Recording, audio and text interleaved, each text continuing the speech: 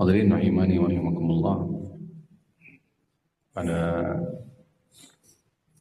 pertemuan kedua ini di pembahasan babul i'tikaf wa qiyam Ramadan. Bab i'tikaf dan qiyam Ramadan mengangkat tema hukum seputar i'tikaf. Rasulullah sallallahu alaihi wasallam sebagaimana sabit dalam hadis sahih riwayat Imam Bukhari dan Muslim dari sahabat Bunda Aisyah radhiyallahu ta'ala anha,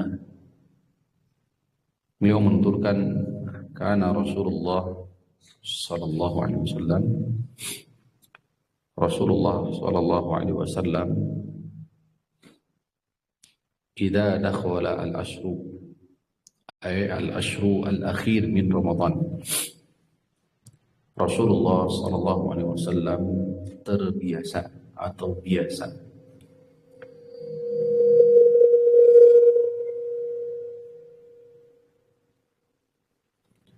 apabila beliau memasuki akhir daripada bulan Ramadan,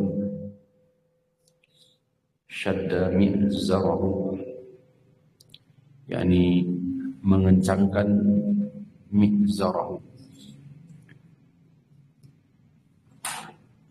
ikatan kain sarungnya sebagai bentuk kiasan al-ijtihadu fil ibadah, yakni bersungguh-sungguh dalam beribadah. Ada juga yang mengartikan makna syadda mi'zarahu adalah i'tazala an-nisa, yakni menjauhi wanita, istri-istri beliau sallallahu alaihi wasallam. Wa hada azharu, dan dianggap ini adalah makna yang lebih tepat, lebih kuat, yakni apabila sudah masuk 10 di akhir bulan Ramadan, maka beliau menjauhkan diri dari istri-istri beliau. Wa ahya lailahu, dan menghidupkan malam. Ay fa ahyahu bit ta'ah, menghidupkan malam dengan taat. Wal ma'na ahyahu bil qiyam wa ta'abbudi lillahi rabbil alamin, menghidupkan dengan ragam ketaatan, beribadah kepada Allah Rabbul Alamin. Adapun nisbatul ihya'i ilal lail majaz, hubungan antara menghidupkan dengan malam adalah majaz. Li'annahu idza saharahu fihi lit-ta'ah fa ka'annahu ahyahu. Li'anna an-nauma akhul maut. Kematian itu hakikatnya adalah kematian. Apabila malamnya diisi dengan ketaatan, dengan ibadah, maka seakan-akan menghidupkan malam tersebut. Jadi sekali lagi, an-naum, tidur, adalah akhul maut, saudaranya kematian. Apabila ditunda, yakni menunda tidur, maka sama artinya dengan menghidupkan. Maksudnya, idza sahara fihi lit-ta'ah fa ka'annahu ahyahu. Apabila malamnya diisi dengan ibadah, seakan-akan menghidupkan malam tersebut. Sebaliknya, an-naumu, tidur itu adalah akhul maut, saudara dari kematian. Kemudian Rasulullah SAW ayqadha ahlahu, membangunkan keluarganya. Ay zawjatuhu at-tahirat ummahatul mu'minin radhiyallahu anhunna. Ini membangunkan istri-istri beliau radhiyallahu ta'ala anhunna, liusyarikanahu igtinamal khairi wa dzikri wal ibadah, agar mereka ikut mengisi malam dengan kebaikan, dengan zikir dan ibadah. Tentu ini tidak hanya di bulan Ramadan atau akhir daripada bulan Ramadan.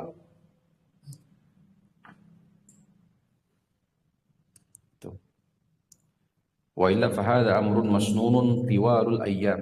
Setiap malam juga sejatinya memang disunahkan bagi suami ataupun sebaliknya istri agar membangunkan atau mengingatkan. Sebagaimana sabit di hadis Abu Hurairah,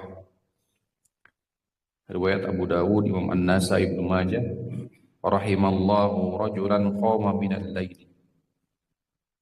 Semoga Allah melimpahkan rahmat bagi seorang suami qama minal lail.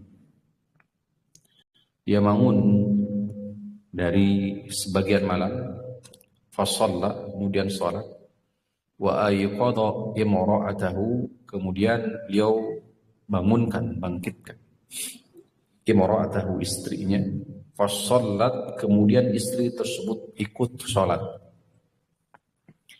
Fa in abad nadhaha fi wajhiha al-ma'a, apabila menolak, yakni istri tersebut di saat dibangkitkan, dibangunkan, nadhaha fi wajhiha, maka dia mencipratkan air di wajahnya.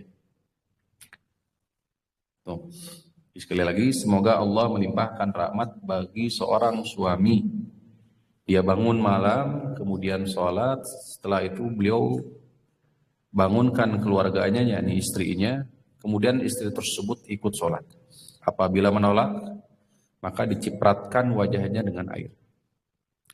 Wa rahimallahu mar'atan qamat minal laili.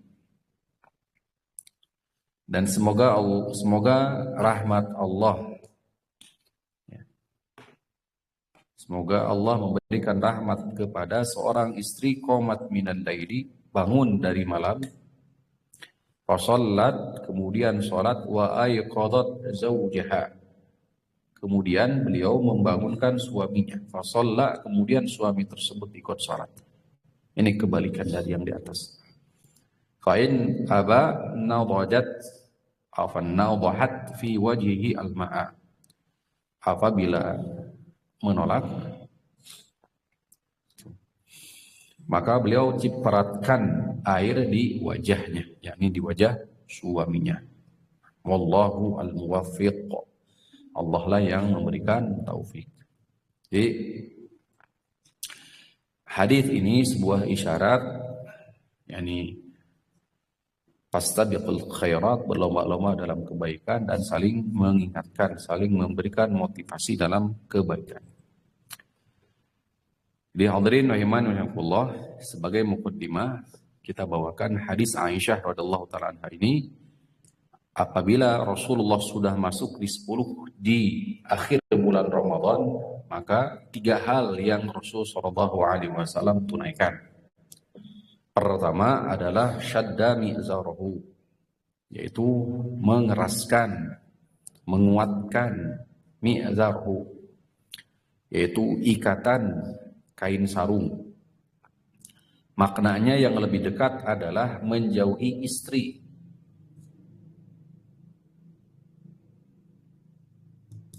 Jadi ini sunnah Rasulullah SAW yang pertama, dikala sudah masuk 10 akhir dari bulan Ramadan. Yang kedua adalah wa ahya lailahu, yaitu menghidupkan malam. Menghidupkan malam, yakni dengan taat, dengan ibadah, qiyamul lail. Kemudian yang ketiga adalah wa ayqadha ahlahu, membangunkan istri. Membangunkan istri. Muttafaqun alaih. Hadis ini disepakati pengeluarannya oleh Imam Bukhari, Imam Muslim.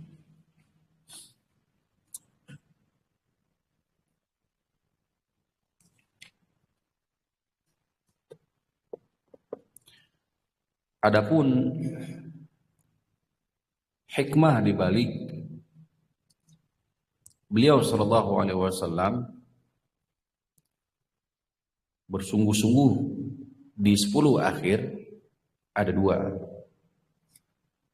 Pertama, anna hadhihi al-ushru hiya khitamus syahril mubarak. Pertama, 10 hari adalah penghujung dari bulan mubarak, yakni bulan Ramadan. Wal a'malu bi khawatimiha, sedangkan setiap amalan tergantung kepada akhirnya. Sekali lagi, sir atau hikmah di balik kenapa Rasulullah sallallahu alaihi wasallam menambah berijtihad, menambah semangat dalam ibadah, karena 10 akhir dari bulan Ramadan, sedangkan amalan tergantung akhir. Yang kedua, anna hadhihi al-usru turja fiha lailatul qadari. 10 terakhir ini diharapkan mendapatkan malam Lailatul Qadar.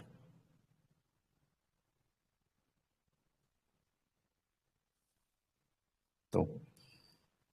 Jadi di antara hikmahnya, hikmah yang kedua adalah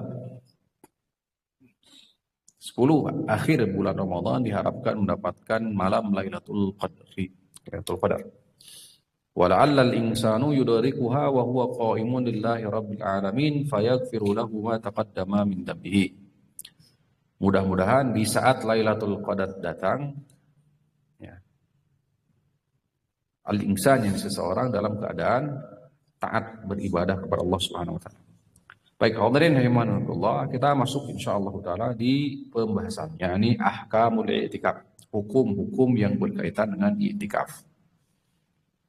Hal ini menjadi sangat penting untuk kita pahami. Ya.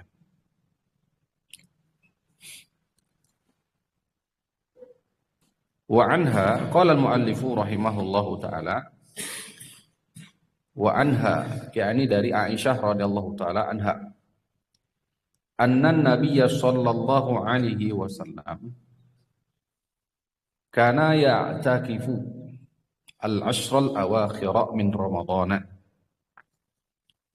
Sesungguhnya Nabi sallallahu alaihi wasallam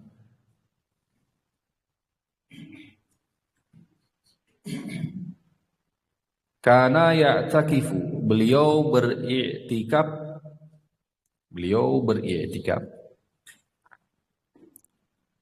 di 10 akhir dari bulan Ramadan. Di 10 akhir dari bulan Ramadan.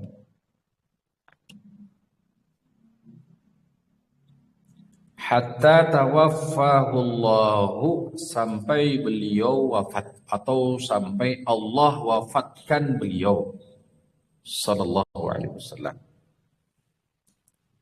Sampai Allah mewafatkan beliau sallallahu alaihi wasallam. Thumma i'takafa azwajuhu min ba'dihi, kemudian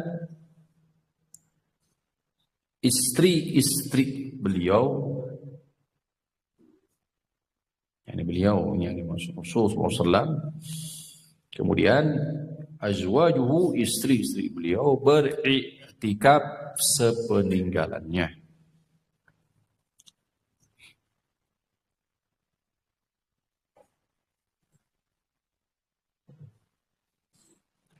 Baik, kita ulangi satu kali lagi. Dari Aisyah radhiyallahu taala anha, bahwasannya Nabi sallallahu alaihi wasallam beliau beriktikaf di 10 akhir dari bulan Ramadan sampai Allah wafatkan beliau, yakni sampai beliau wafat. Kemudian istri-istri beliau sallallahu alaihi wasallam beriktikaf sepeninggalan beliau. Hadis ini dikeluarkan Imam Al-Bukhari dalam kitab Al-I'tikaf, bab al-i'tikafu fil ashril awakhir. Bab i'tikaf itu di 10 akhir. Bab i'tikaf di 10 akhir.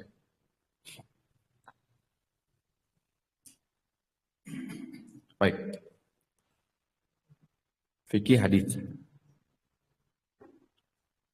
Hadis ini dalil syariat i'tikaf di 10 akhir bulan Ramadan. Hadis ini dalil syariat i'tikaf di 10 akhir bulan Ramadan.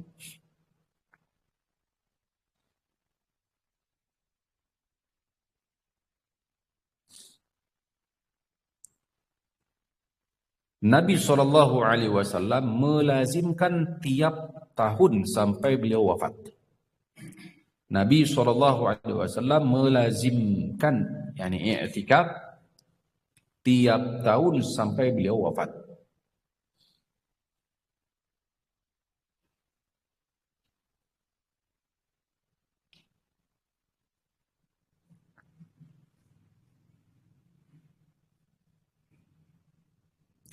Wal i'tikafu masyru'un fi kulli waqtin. Hukum asalnya i'tikaf disyariatkan di setiap waktu.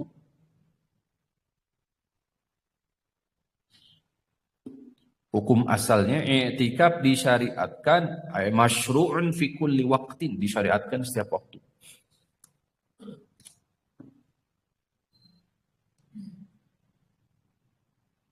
Lakinna yata'akkadu fi syahri Ramadan, namun sangat dikuatkan atau diutamakan di bulan Ramadan, atau lebih utama di bulan Ramadan.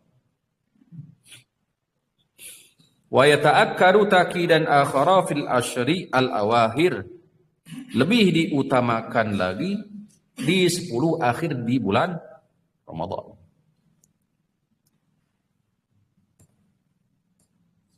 Nah, sampai sini bisa dipahami. Jadi i'tikaf itu masyru'un, disyariatkan kapanpun, fi kulli waqtin. Namun sangat diutamakan di bulan Ramadan, dan lebih diutamakan lagi di akhir dari bulan Ramadan. Hal ini berdasarkan hadis Nabi SAW, riwayat Imam Al-Bukhari, Imam Muslim. Beliau mengatakan, inni i'takaftu al-asyra al-awwal. Dahulu aku beriktikaf di 10 awal bulan Ramadan. Altamisu hadhihi lailata, mencari-cari malam ini, yakni malam Lailatul Qadar. Dahulu aku beriktikaf di 10 awal bulan Ramadan, mencari malam ini, yakni malam Lailatul Qadar. Thumma i'takaftu al-asyra al-awsata. Kemudian aku beriktikaf di 10 pertengahan bulan Ramadan. Thumma utitu faqila. Kemudian utitu, didatangkan kepadaku, faqila, dan dikatakan, innaha fil ashril awahir, bahwa ia, yakni Lailatul Qadar, ada di 10 akhir. Kemudian beliau mengatakan, faman ahabba minkum an ya'takifa, siapa yang ingin di antara kalian beriktikaf, maka beriktikaflah. Fa'takafan nasu ma'ahu, maka orang-orang pun beriktikaf bersamanya, yakni di akhir dari bulan Ramadan. Jadi barang siapa yang ingin beriktikaf, maka beriktikaflah. Fa'takafan nasu ma'ahu, maka para sahabat pun beriktikaf bersama Nabi SAW, yakni di 10 akhir di bulan Ramadan. Wallahu ta'ala. Tuh. Tidak ada hadis khusus menyebutkan tentang keutamaan dari i'tikaf. Walaupun Nabi SAW melazimkan setiap tahun, diikuti oleh istri-istri beliau radhiyallahu taala anhuna sepeninggalan beliau SAW, illa annahu lam yathbut anhu sallallahu alaihi wasallam hadisun sahihun fi bayani fadlihi wa thawabi ahlihi. Tidak ada hadis yang sahih menjelaskan tentang keutamaan serta pahala orang yang beriktikaf di 10 akhir di bulan Ramadan. Ya. Qala Abu Dawud berkata, qultu li Ahmad, ta'rifu fi fadli al-i'tikafi syai'an? apakah engkau mengetahui, apakah Anda mengetahui sesuatu atau hadis mengenai keutamaan i'tikaf? Qala la. Ini Imam Ahmad bin Hanbal. Atau Imam Ahmad bin Hanbal ketika ditanya apakah Anda mengetahui hadis mengenai keutamaan i'tikaf? Qala la, tidak. Saya tidak tahu. Illa syai'an dha'ifan, kecuali hadis yang dhaif. Ini Imam Ahmad. Wa inama yukhadhu fadluhu min madhi ahlihi. Hanya saja diambil secara umum saja, keumuman ini keutamaan orang yang beriktikaf. Surah Al-Baqarah ayat 125. Allah Subhanahu wa taala berfirman, A'udzubillahi minasyaitonir rajim. Al-Baqarah 125. Antahhira baitiya lit-ta'ifina wal-'akifina war-ruk'is sujud. Agar tahhira, kalian berdua mensucikan baiti, yakni Ka'bah, lit-ta'ifina, bagi orang-orang yang bertawaf, wal-'akifina, dan orang-orang yang beriktikaf. Nah, itu di sini. War-ruk'is sujud, orang-orang yang senantiasa ruku dan orang-orang yang senantiasa sujud. Itu. Wa min fi'lin nabiyyi wa muwadhabatihi, dan dari perbuatan Nabi SAW serta kelaziman Nabi SAW menunaikannya setiap tahun. Jadi sekali lagi tidak ada keutamaan khusus mengenai i'tikaf. Dalil khusus tidak ada. Dari hadis ini menunjukkan bahwa hukum i'tikaf baqin lam yunsakh. Hukumnya tidak termansuh, tetap ada. Walaysa khassan bin Nabi, tidak pula khusus untuk Nabi i'tikaf itu. Kenapa? Li'anna azwajahu i'takafna ba'da wafati. Karena istri-istri Nabi beriktikaf setelah wafat beliau sallallahu alaihi wasallam. Ini isyarat bahwa i'tikaf itu ada masyru', disyariatkan. Tuh. Bisa dipahami ya? Baik. Selanjutnya, al-haditsu dalilun ala masyru'iyyati i'tikafi an-nisa. Hadis ini pula dalil masyru'iyah, yakni syariat i'tikaf untuk wanita. Jadi hadis ini menjadi dalil syariat i'tikaf untuk wanita. Kaum muslimah jika hendak beriktikaf maka diperbolehkan, disunnahkan. Ini adalah dasar dalilnya. Wa qad qala al-jumhur min ahli al-ilmi bi annahu yusannu lil mar'ati. Jumhur ulama sunnah hukumnya bagi wanita untuk beriktikaf seperti untuk laki-laki. Walakinna bisyaratin an takuna tahiratan.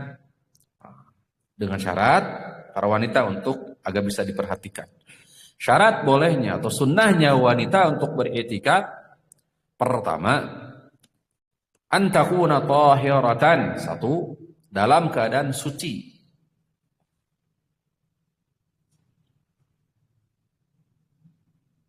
Yang kedua, alla yahsula bidzalika fitnatun, tidak ada fitnah.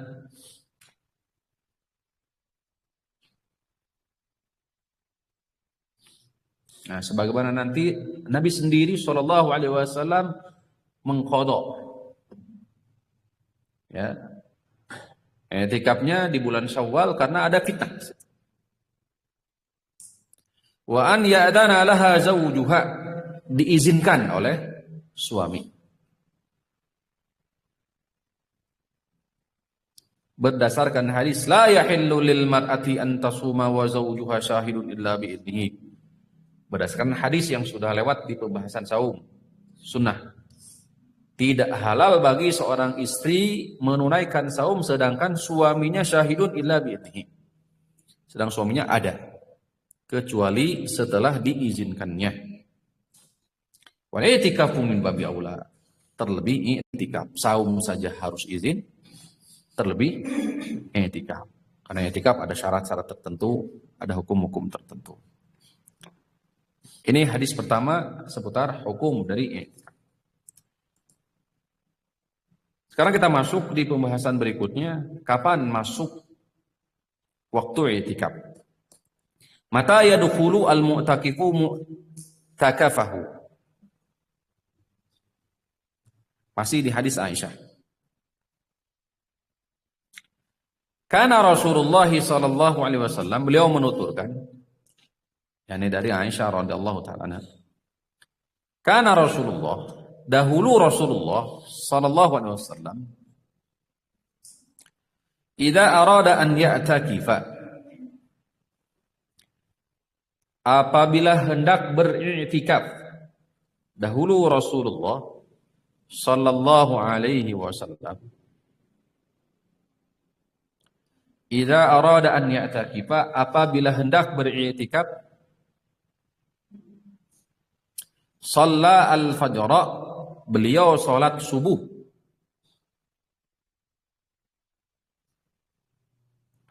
Thumma dakhala mu'takafahu, kemudian masuk tempat iktikaf. Beliau salat subuh, yakni salat fajar, kemudian masuk tempat iktikaf.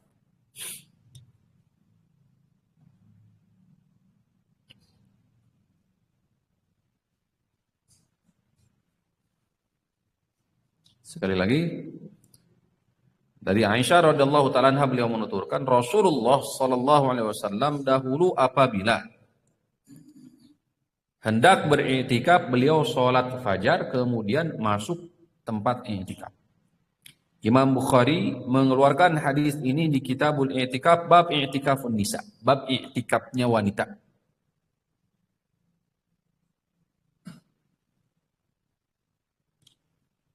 Ada dua pendapat mengenai awal mula waktu masuk i'tikaf. Ada dua pendapat mengenai awal mula waktu masuk i'tikaf.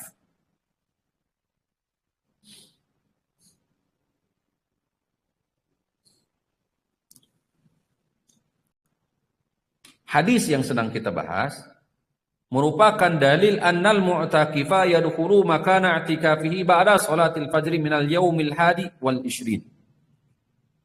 Hadis yang sedang kita bahas menunjukkan mu'takif. Saya istilahkan dengan mu'takif. Mu'takif berarti artinya apa? Orang yang beriktikaf. Mu'takif. Mu'takif masuk tempat iktikaf setelah sholat fajar di hari ke-21.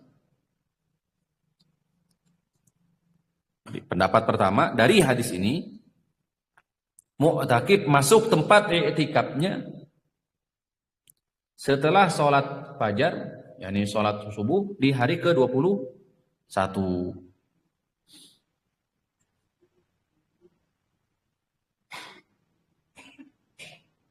Ini riwayat Imam Ahmad, Imam Auza'i, Imam As-San'ani.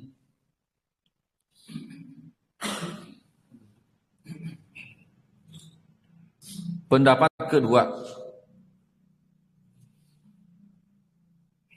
annahu yadkhulu mu'takifahu qabla ghurubi syamsi lailata ihda wa ishrin. Pendapat kedua, mu'takif masuk tempat i'tikaf sebelum terbenam matahari. Pendapat kedua, mu'takif masuk tempat i'tikaf sebelum terbenam matahari malam ke-21.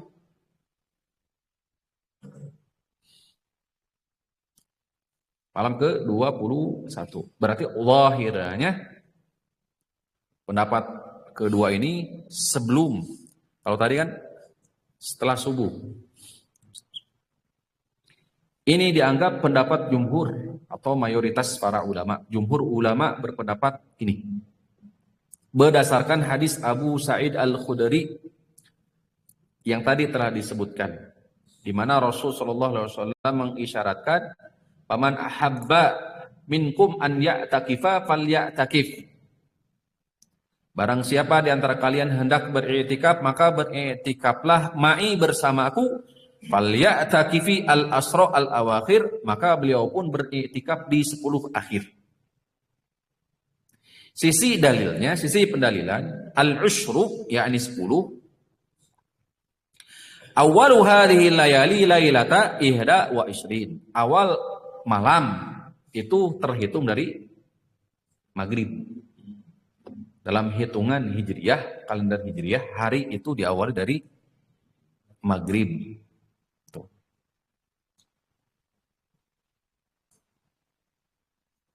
Wa hadha huwa ar-rajihu li amrayni, dan dianggap pendapat kedua inilah yang lebih kuat. Di pendapat kedua apa? Maksudnya kapan? Yani setelah maghrib terbenam matahari, itu dianggap lebih kuat. Pertama, dilihat dari sisi maksud dari i'tikaf. Salah satu maksud dari i'tikaf adalah iltimasu lailatul qadari, untuk mendapatkan malam Lailatul Qadar. Malam. Kapan malam? Nah. Yang kedua, anna man dakhala qabla al-ghurubi sadaqa ali an i'takafa al-ashr al-awakhir. Amma idza dakhala ba'da salatil fajr lam yasduq alaihi annahu i'takafa al-ashr al-awakhir. Nah, ini dianggap jika masuk di waktu subuh, ya, tidak masuk secara sempurna, atau masuknya anna man dakhala qabla al-ghurub, apabila masuk sebelum terbenam matahari, sadaqa dibenarkan, annahu i'takafa, beliau beriktikaf al-asr al-awakhir, 10 malam. 10 malam terakhir bikamiliha, dengan sempurna. Amma idza dakhala ba'da salatil fajri, adapun jika dia masuk, beliau masuk setelah salat subuh, lam yusdaq, tidak dibenarkan alaihi annahu i'takafa, beliau beriktikaf 10 akhir. Hitungan 10. Kalau di awal dimulai dari salat subuh. Wallahu ta'ala ala wa ala.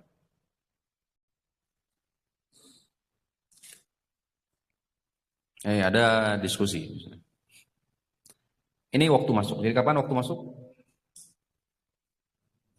Ada dua pendapat. Pendapat pertama, setelah sholat subuh. Pendapat kedua,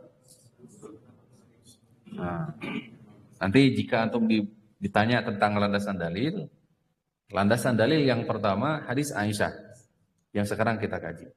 Adapun landasan dalil yang dianggap ini lebih rajih, lebih kuat, dan ini ada pendapat jumhur ulama, hadis Abu Sa'id Al-Khudri, ya, man ahabba minkum an ya'takifa ma'i falya'takif al-asra al-awakhir. Siapa yang ingin beriktikaf bersamaku, maka beriktikaflah di 10 akhir. Nah, 10 akhir itu kapan? Diawali setelah maghrib. Dari situ landasan. Allahu a'lam. Sekarang waktu keluar i'tikaf. Waktu akhir i'tikaf. Pembahasan kita apabila 10 akhir itu lengkap sempurna, ya. Nah,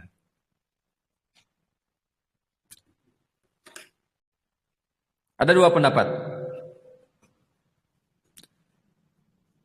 Pendapat pertama, istahabba katsirun min ahli ilmi ay yakuna 'inda khurujihi li salatil id. Keluarnya adalah keluar untuk sholat id. Keluar dari i'tikaf atau tempat i'tikaf itu untuk menunaikan sholat id.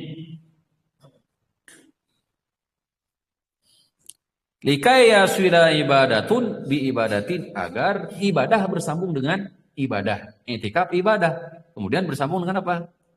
Ibadah. Ini tentu lebih utama.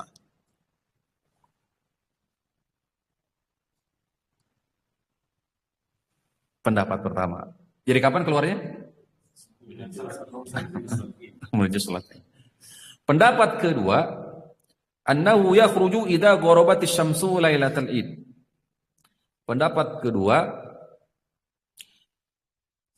mu'takif keluar di saat terbenam matahari malam id. Mu'takif keluar, yakni dari tempat i'tikaf di saat terbenam matahari malam id. Karena malam itu sudah masuk tanggal berapa? 1 Syawal. Wa hadha huwal adharu liquwwati ma'khadihi, dan dianggap ini yang lebih kuat. Alhamdulillah.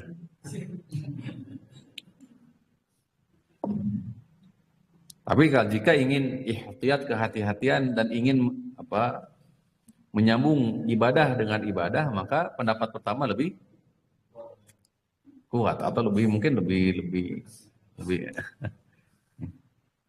walaupun dari sisi al-haq wallahu ta'ala wa alam, kalau melihat dari sisi landasan dalil, hitungan dari 10 akhir di bulan Ramadan, maka akhirnya itu kapan terbenamnya? Terbenam matahari sudah masuk di 1 Syawal. Wallahu a'lam bishawab. Nah, ya. Dari hadis ini, yakni masih dari hadis Aisyah, dalil ala annahu yajuzu lil mu'takifi an yukhassisa lahu makanan fil masjid. Hadis ini dalil boleh mu'takif memilih atau mengkhususkan tempat di area masjid. Bisa paham? Hadis ini dalil bolehnya mu'takif mengkhususkan tempat di sekitar masjid. Pojok.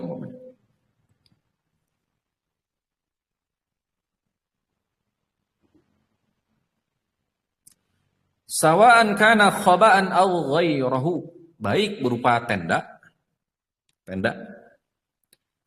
aw ghairahu, atau semisalnya, atau yang lainnya.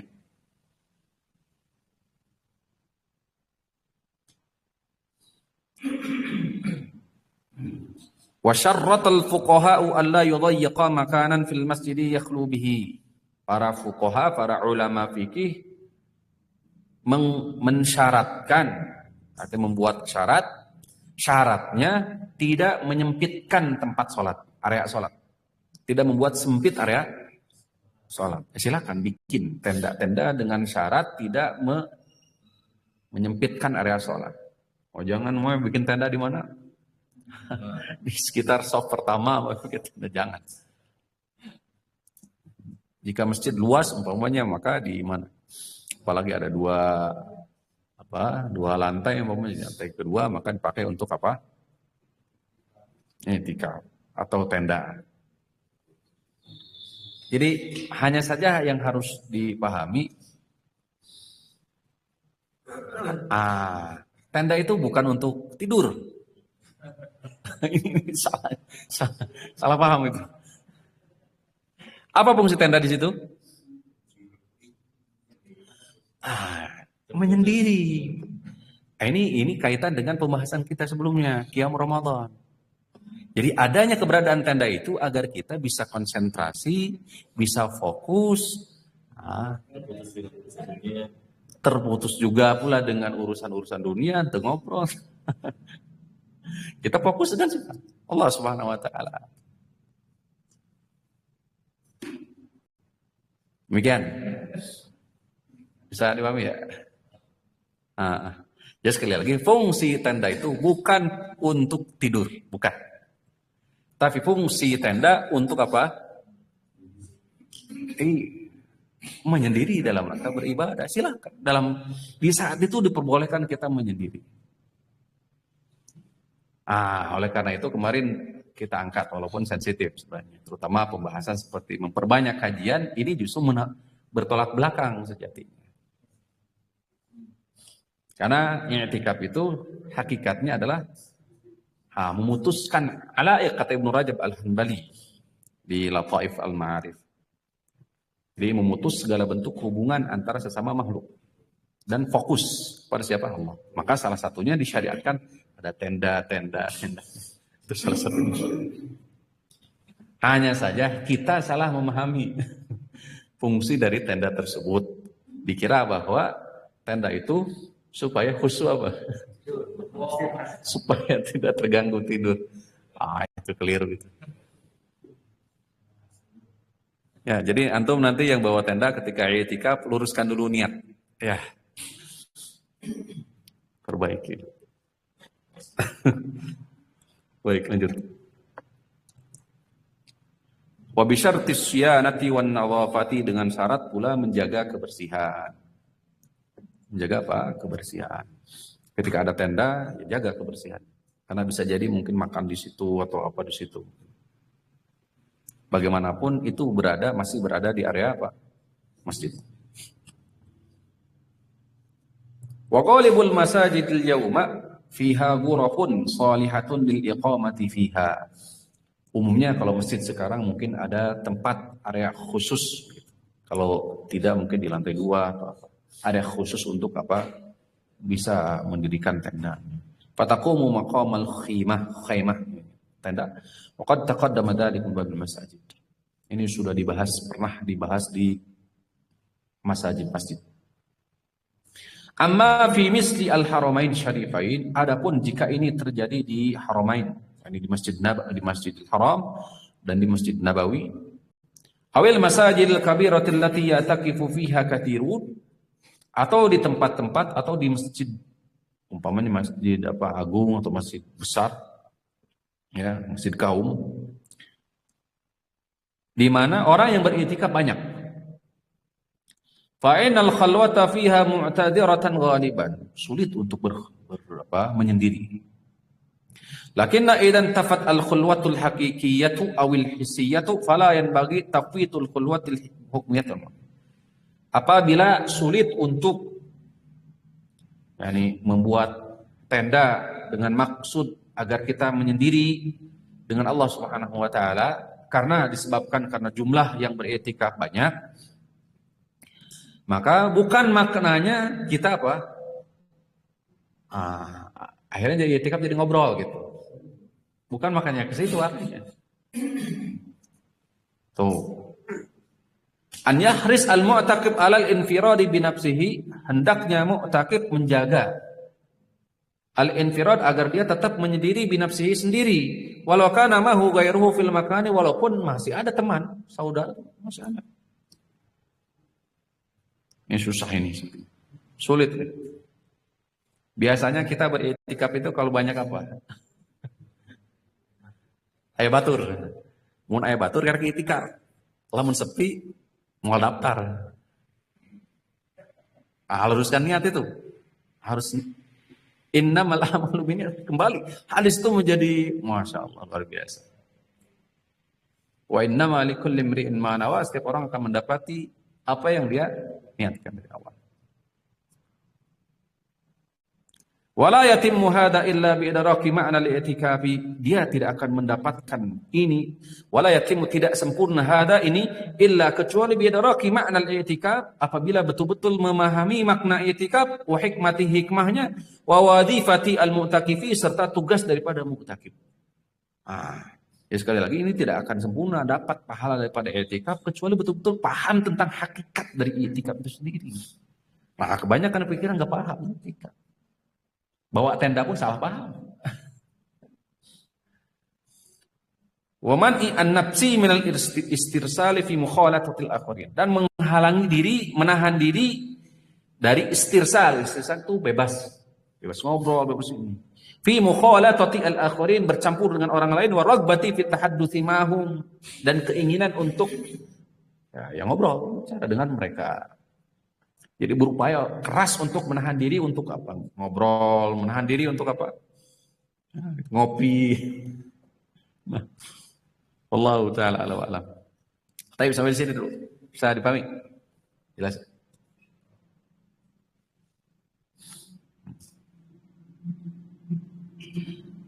Hukmu khurujil mu'takib aw juz'un min badanihi minal masjid. Hukum keluar dari tempat i'tikaf atau sebagian badan dari masjid.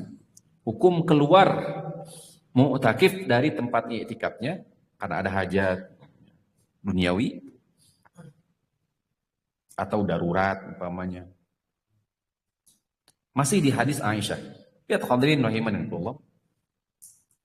Pembahasan i'tikaf sebagaimana dikutip oleh Al-Imam Al-Hafidz Ibnu Hajar, banyaknya diriwayatkan oleh Aisyah. Oleh siapa? Aisyah. 3 hadis yang sedang kita baca sekarang, ketiganya diriwayatkan oleh siapa? Aisyah radhiyallahu anha. Ini isyarat bahwa i'tikaf itu untuk wanita disyariatkan, masyru' disyariatkan. Fastabiqul khairat, berlomba-lomba dalam kebaikan. Beliau menentukan, in kana Rasulullah Sungguh Rasulullah SAW la yudkhilu alayya ra'sahu. Beliau sallallahu alaihi wasallam la yudkhilu alayya, yakni mengeluarkan, maksud di sini memasukkan kepala. Karena gambarannya bahwa masjid Rasulullah SAW dengan kamar Aisyah radhiyallahu taala anha itu hanya terpisah apa? Nah, yakni kain. Ya, wa huwa fil masjid, sedangkan Rasulullah berada di masjid. Jadi kepala Rasul sallallahu alaihi wasallam memasukkan kepadaku kamar Aisyah. Fa urajiluhu, kemudian aku sisir rambut beliau. Wa kana la yadkhulul baita illa li hajatin, beliau tidak masuk rumah kecuali ada hajat, ada kebutuhan. Artinya beliau tidak keluar dari masjid kecuali ada kebutuhan. Idza kana mu'takifan, apabila beliau dalam keadaan beriktikaf. Saya ulangi. Aisyah radhiyallahu taala anha menuturkan di hadis ini, Rasulullah sallallahu alaihi wasallam dahulu memasukkan kepalanya kepadaku, kemudian aku sisir kepalanya, rambutnya. Wa huwa, sedangkan beliau masih berada di mana? Masjid. Jadi badannya masih di mana? Di masjid. Wa kana la yadkhulul baita, dan beliau tidak masuk ke dalam rumah illa bihajatin, kecuali ada hajat, kebutuhan. Nah, apabila beliau sedang beriktikaf. Nah, ini hadis ini dalil secara zahir bolehnya kita mengeluarkan sebagian daripada badan seperti kepala atau yang lainnya dari masjid. Boleh. Wan hadza la yu'athiru 'ala al-i'tikaf, dan ini tidak berdampak kepada i'tikaf. Nah. Dan sebagai catatan, Aisyah dalam hal ini dalam keadaan haid. Aisyah dalam keadaan apa? Haid. Wahiyah haidun.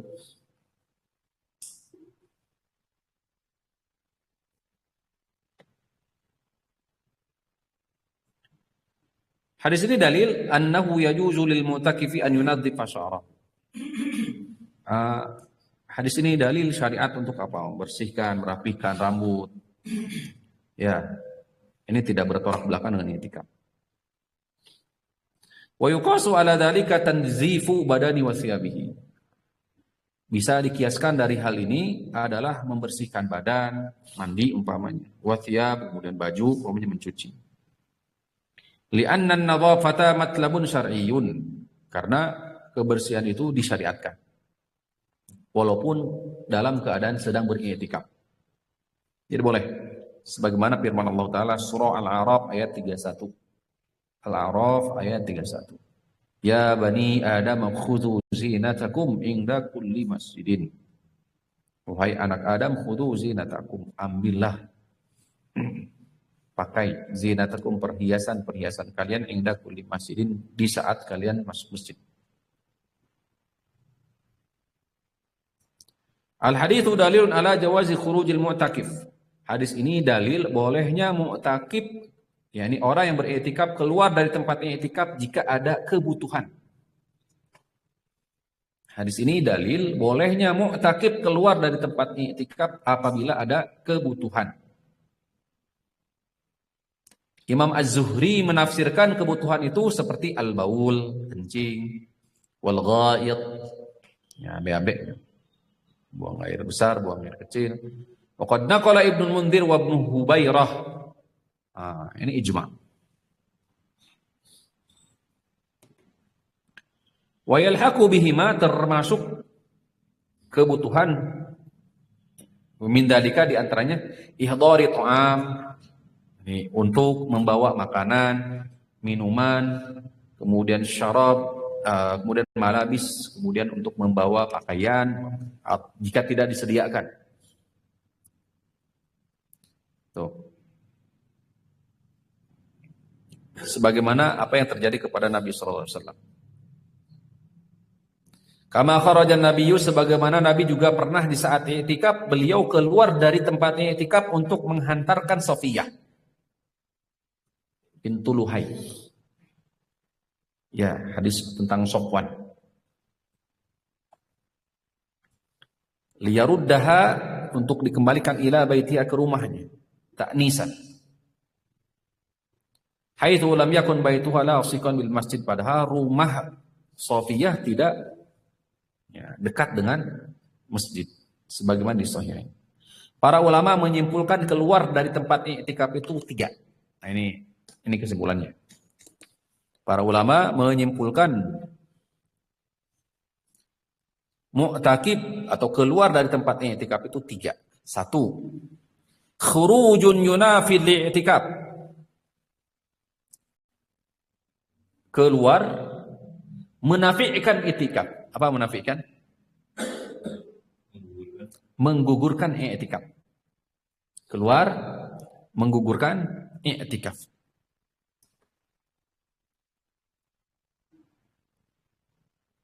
Nah, seperti apa? Lau kharaja li bai'in. Apabila keluar dengan maksud, dengan niat li bai'in, jual beli.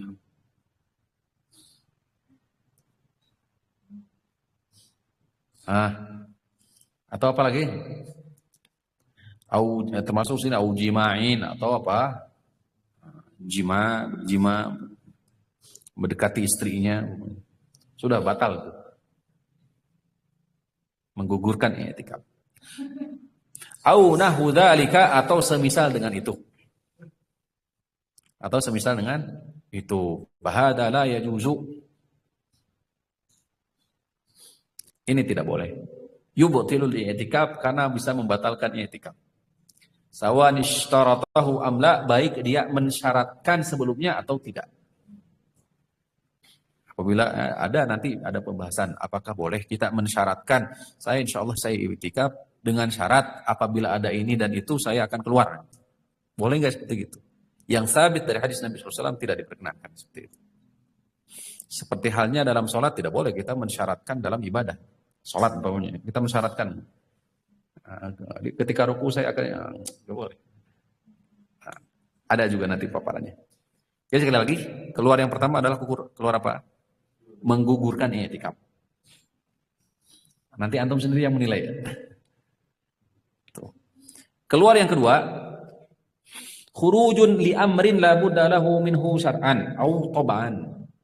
Keluar karena perkara yang disyariatkan atau secara tabiat. Keluar karena perkara yang disyariatkan atau tabaan, tabiat manusia. Tabaan itu maksudnya adalah tabiat manusia. Seperti tadi sudah disampaikan ya. Karena bisa jadi ada orang yang beriktikaf untuk atau di tempat yang tidak ditunaikan Jumatan umpamanya. Kemudian dia keluar. Nah, yang seperti ini tidak membatalkan i'tikaf. Atau tadi secara tabiat, kayak seperti qadaul hajat umpamanya, ada hajat kebutuhan BAB, BAK umpamanya, atau mengambil makanan jika tidak disediakan. Maka yang seperti ini tidak menafikan i'tikaf, tidak menggugurkan i'tikaf. Yang ketiga,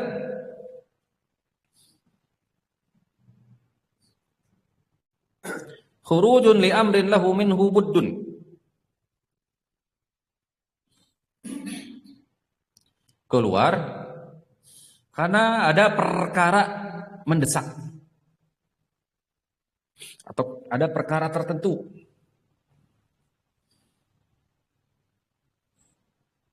Seperti keluar untuk tasyyi'ul janazah. Untuk apa? Melayat jenazah. Menjenguk orang sakit. Atau ziaratu qaribin. Berziarah kepada teman.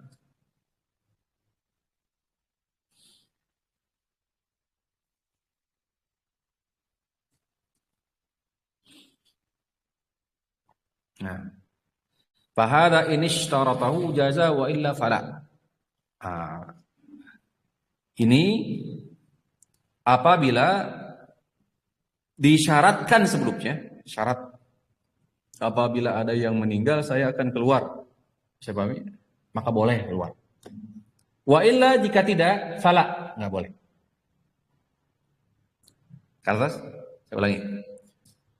Ini seperti melayat jenazah atau melayat orang yang sakit, kemudian apa? Ngurus jenazah, dan lain sebagainya tadi yang jika disyaratkan sebelumnya, yakni sebelum masuk i'tikaf apabila ngomong ada yang meninggal, saya insya Allah akan melayat jenazah, ngurus jenazah, atau ada yang sakit, tengok, boleh.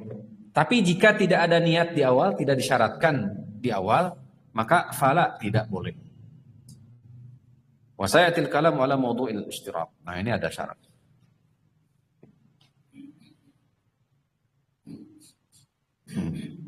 Sampai di sini jelas? Nah, sedikit lagi ya, nyambung ya. Min ahkamil i'tikaf. Wa anha dari Aisyah pula. Saya baca. As-sunnatu 'alal mu'takifi alla ya'uda maridan. Ini menguatkan. Jadi kesimpulannya keluar itu ada berapa? Ada 3. 1, keluar menggugurkan i'tikaf. Nah, seperti apa? Jual beli. Nah, sekarang kalau kita keluar maunya apa? Untuk kerja. Ya. Malamnya i'tikaf, siangnya kerja. Maka secara keseluruhan 10 ini tidak beriktikaf dianggap 10 ya. Tidak menafikan i'tikaf sebagian. Bisa dipahami. Nah, tuh. Artinya kalau mengikuti sunnah Rasulullah SAW di mana beliau beriktikaf kan 10 akhir tuh. Maka tidak sesuai.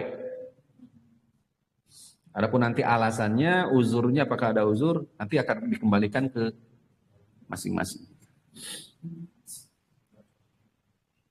Tuh. Baik. Yang kedua,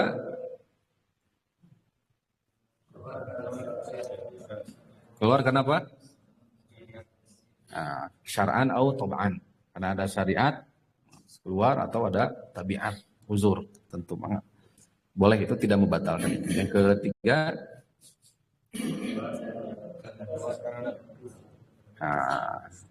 keluar karena ada perkara tertentu. Nah, ini tergantung nanti disyariatkan atau disyaratkan atau tidak. Jika disyaratkan sebelumnya seperti melihat jenazah atau lain sebagainya, maka diperbolehkan dan itu tidak bertolak belakang dengan i'tikaf kita. Tapi jika tidak disyariatkan, disyaratkan sebelumnya, maka sebaiknya jangan. Karena khawatir bisa menggugurkan terhadap i'tikaf kita. Ya, ini menggugurkan i'tikaf yang 10 ya. Karena di pembahasan Syekh Jibril, seingat saya di kitab beliau yang mengutip para ulama, i'tikaf itu tidak ada batasan minimal. Tidak ada batasan apa? Minimal. Tuh. Sebagaimana pula tadi tidak ada batasan waktu. Hanya saja ada waktu yang memang diutamakan. Kata Aisyah radhiyallahu ta'ala, as-sunnatu 'alal mu'takifi, sunnahnya bagi orang yang beriktikaf. Sunnahnya bagi orang yang beriktikaf, Allah ya'uda maridan, tidak menjenguk orang sakit.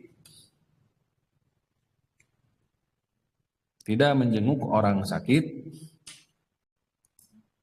Wala yashhada janazatan, tidak melayat jenazah. Memulusara jenazah. Mengiringi jenazah. Wala yamassa imra'atan, tidak menyentuh wanita. Wala yubashirha, dan tidak apa? Bercumbu. Wala yakhruju li hajatin, tidak keluar kecuali ada hajat.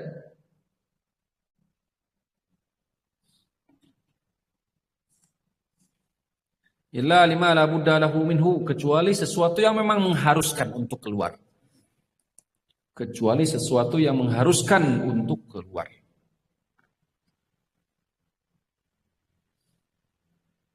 Wala i'tikafa illa bisaumin, tidak ada i'tikaf kecuali bagi orang yang saum.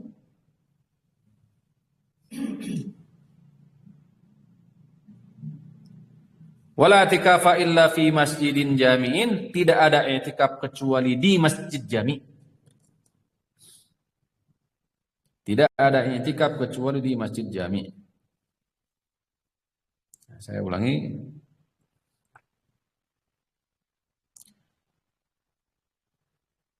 As-sunnatu 'alal mu'takifi, sunnah bagi mu'takif alla yauda maridan, tidak menjenguk orang sakit, melayat jenazah, menyentuh wanita atau bercumbu dengannya, tidak keluar lihajatin karena hajat kecuali sesuatu yang mengharuskan. Tidak ada i'tikaf kecuali bagi orang yang saum, tidak ada i'tikaf kecuali di masjid jami'. Hadis Abu Daud, la ba'sa birijalihi, kata Al-Hafidh, sanad hadis, perawi hadis ini la ba'sa, tidak bermasalah, illa, hanya saja, annar rajiha, yang lebih rajih, waqfu akhirihi, akhir dari hadis ini mauquf. Hadis ini mauquf, yakni tidak sampai kepada Rasulullah, jadi hanya sebatas di sahabat. Itu kalau melihat dari sisi zahir makna mauquf.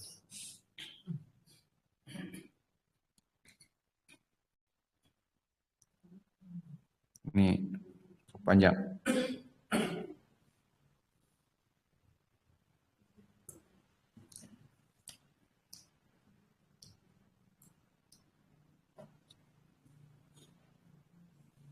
Di sini dalil bahwa mu'takif, orang yang beriktikaf, tidak diperkenankan untuk ya'udu maridan, menjenguk atau melayat jenazah fi ghairil masjidil ladzi huwa mu'takif, selain di masjid, di tempat dia i'tikaf. Akan tetapi seharusnya dia mulazam, yalzamu makanahu, berdiam diri di tempat dia i'tikaf dan fokus beribadah. Walakin taqaddama, akan tetapi telah berlalu, anna hadzal athar fihi maqalun, bahwa athar ini diperselisihkan. Fala yuqawwi al-istidlalu bihi, sehingga tidak kuat jika berdalil dengan hadis ini larangan mu'takif untuk keluar untuk menjenguk sakit atau melayat jenazah.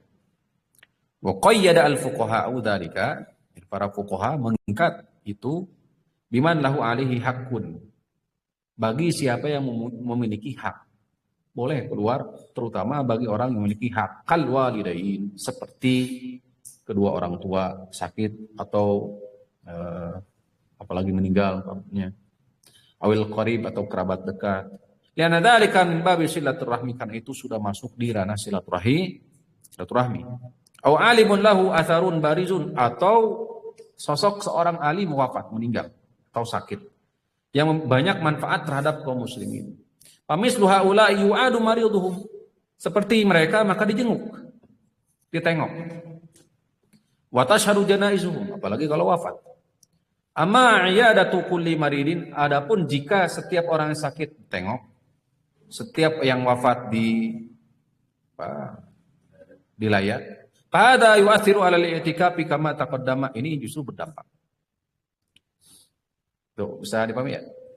Jadi boleh sejatinya kita keluar dari tempat i'tikaf, terlebih yang sakit atau bahkan yang wafat itu memiliki hak ikatan dekat dengan kita. Perbolehkan. Baik, wallahu ta'ala alam. Kita cukupkan ini dulu. Insyaallah kita lanjutkan di pembahasan berikutnya. Masih seputar hukum i'tikaf dan Lailatul Qadar, insyaallah. Jadi ada dua bahasan. Sekaligus itu pembahasan terakhir kita ya di pembahasan kitab Syiyam. Insyaallah di pertemuan berikutnya adalah masuk di pembahasan lanjutan hukum daripada i'tikaf dan Lailatul Qadar. Membahas tentang Lailatul Qadar. Jadi kita angkat tetap Lailatul Qadar, tapi sedikit kita bahas tentang i'tikafnya. Karena insyaallah beririsan.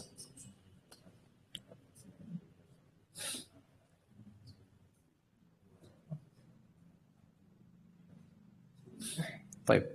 Assalamualaikum warahmatullahi wabarakatuh. Waalaikumsalam warahmatullahi wabarakatuh. Semoga Ustaz dan keluarga senantiasa dalam rahmat dan perlindungan Allah. Allahumma amin. Demikian pula doa yang sama untuk jamaah semuanya. Fan Ustaz, berarti jika seorang wanita haid, ini pertanyaan ya atau statement ya? Karena berarti bukan pertanyaan. Berarti jika seorang wanita haid ahsan tidak beriktikaf atau ada larangan khususnya terkait ini. Ini bukan pertanyaan ini. Benar. Seorang wanita apabila haid, maka yang sahih, yang rajih, yang lebih kuat berdasarkan hadis Aisyah tadi sendiri. Kenapa Aisyah radhiyallahu taala anha tidak beriktikaf, berada di kamar? Para syurahul hadis, pensyarah hadis menjelaskan wahiyah haidun, dalam keadaan beliau sedang haid. Yang rajih tentang masalah boleh atau tidaknya seorang wanita haid berdiam diri di masjid, yang lebih kuat wallahu taala ala wa alam, bagi wanita tidak diperkenankan berdiam diri di masjid. Maksudnya dalam keadaan apa? Haid. Tidak diperkenankan bagi seorang wanita berdiam diri di masjid. Illa abirus sabilin. Kecuali hanya sebatas apa? Lewat. Seperti hadis Aisyah radhiyallahu anha. Nawili tsauba. Kata Rasul sallallahu alaihi wasallam meminta bantuan kepada Aisyah, tolong ambilkan pakaianku. Kata Aisyah, ini istihadu. Sesungguhnya aku sedang dalam keadaan haid. Subhanallah, kata Rasul sallallahu alaihi wasallam, fa inna haydhataki laysat fi yadiki. Haid anti tidak di tangan. Ini Ibu tidak dijadikan sebagai landasan dalil bolehnya al-mukuth, yakni berdiam diri di mana? Masjid. Tapi nanti masuk ke dalam keumuman ayat ataupun dalil. Jadi syariat boleh jika ada hajat kebutuhan hanya sebatas lewat saja. Yang rajih sekali lagi yang lebih kuat Allah taala wa alam, bagi wanita haid tidak diperkenankan untuk berdiam diri di masjid. Apalagi dengan niat apa? I'tikaf. Jadi kalau ditambahkan syarat untuk wanita, tadi kan sudah disampaikan ya. Syarat untuk wanita bolehnya i'tikaf apa? 3. 1, suci, taharah. Yang kedua adalah terbebas dari fitnah. Yang ketiga ada izin. Nah ini syarat. Kemudian bagaimana hukumnya membawa anak balita yang belum balik atau tamyiz saat i'tikaf? Nah, hadirin rahimani wa Allah, yang seperti ini sensitif tapi harus diluruskan. Hal yang seperti ini karena bisa mengganggu jamaah yang konsentrasi jamaah mu'takif lain. Jelas ya? Hukum i'tikaf bagi wanita sunnah.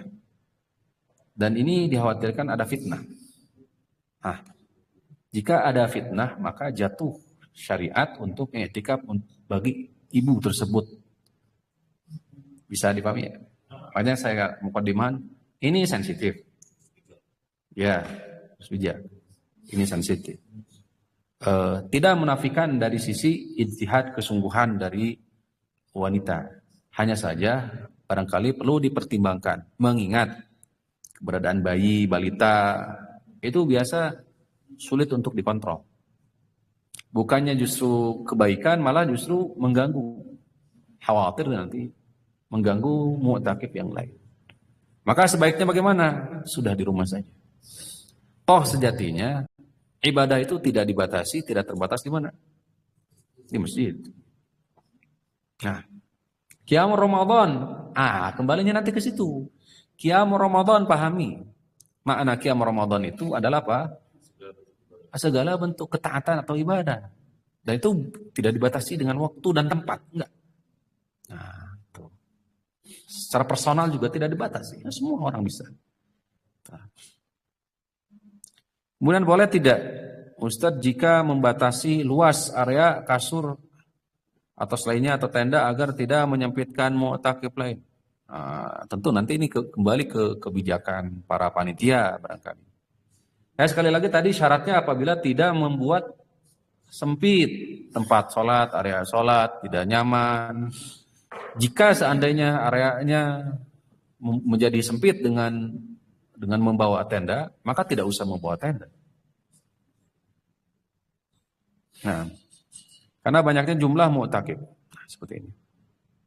Ya, tadi sudah disampaikan, sudah disinggung ya. Kalau jumlah mu'takifnya banyak, maka tidak perlu untuk membawa tenda. Namun maknanya bukan berarti secara otomatis membuka untuk ya mukhallatah berbicara ngobrol gitu ngarumpi ya. Akhirnya di tempat ngarumpi. Ini enggak baik. Bismillah.